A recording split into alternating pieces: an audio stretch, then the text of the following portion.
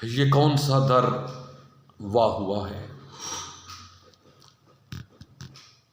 ये कौन सा दर वाह हुआ है, ये किस दर से सदा आती है।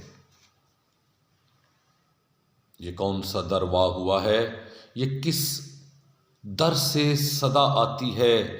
देखा जो मुड़ के तो मेरे अपने ही साए के सिवा कुछ भी न था।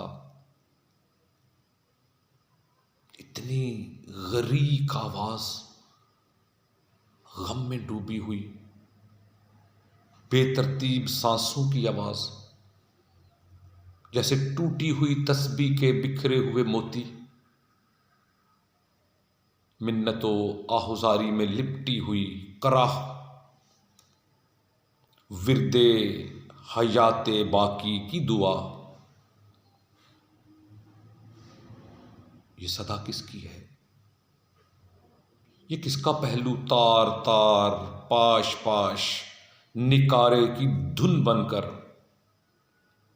ये किसका पहलू तार तार पाश पाश नकारे की धुन बनकर मेरी समातों को मसल रही है। अजीब सी घबराहट बख्श सदा, आखिर ये कौन है,